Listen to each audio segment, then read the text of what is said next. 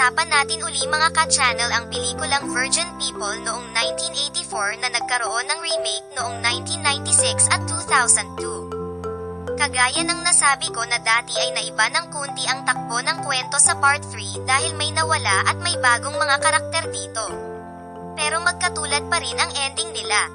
Isa sa turning point dito ay nang dumating si Isaac, dahil sa kanya ay nag-away sina Ikang at Anning.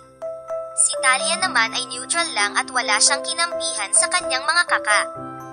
Hindi rin siya nagalit kanino man sa kanila, kaya totoo dito yung sinabi ni Anning na sugo ng demonyo si Isaac. Hindi kasi lubos na nagtagumpay noong una si Igna na naunang isinugo.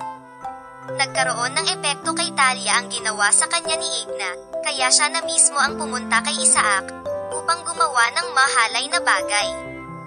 At dahil kay Isaac naging mahalay na rin sina Anning at Ikang.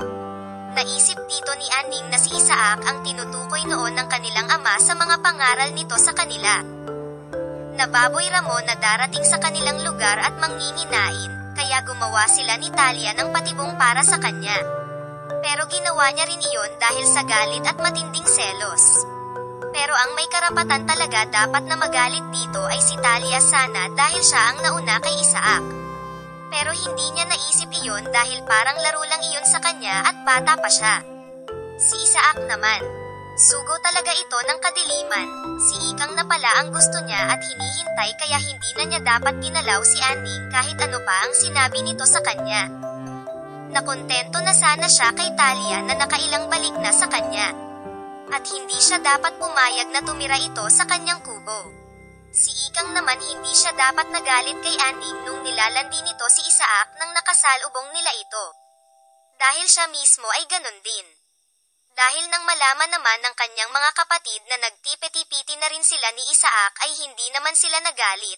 Parang natutuwa pa nga ang mga ito na nakatikim na rin ang kanilang kaka. Pero akala niya ay wala silang alam. Akala niya ay ang alagang pikoy lang nila ang nakasaksi sa pagpunta niya kay Isaac. Kung nalaman lang niya sana, ateng-ate kasi yung dating nandito ni Ikang. Yung tipong dahil siya ang matanda ay siya na lagi ang tama at masusunod. At noong una ay tinitiis pa niya ang bunso nila kahit alam na niyang pumupunta ito kay Isaac at nagtitipitin sila.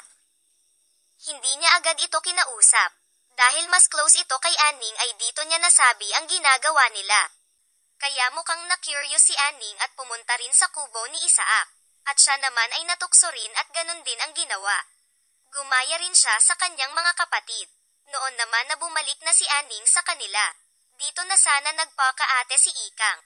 Hindi siya dapat umalis, kahit alam niyang hinihintay siya ni Isaac. Sa palagay ko dito ay maaari pa silang magkasundo ni Anning. Mas pinili niya sana ang kanyang mga kapatid kesa sa tawag ng laman. Mukhang ganun talaga ang nangyari sa kanila. Naakit silang lahat kay Isaac dahil dito. Kahit na hindi ito natuli, pero wala naman silang alam sa ganon. Kaya noong umalis si Ikang at nagsasama sila ni Isaac, mas lalong napuno ng galit ang puso ni Anning. Parang dalawang bagay ito na magkatulad. Una ay dahil pakiramdam niya ay inagaw nito sa kanya si Isaac. Pangalawa ay iniwan sila ng kanilang kaka dahil dito. At hanggang umabot na siya sa sukdulan at nakagawa siya ng bagay na ikinapahamak nila. Isa nga sa pinakamalungkot na tagpo dito ay nang makasalubong nila ang kanilang kaka Ikang dahil bababa sila ng bayan para tumakas anuman ang mangyari kay Isaac.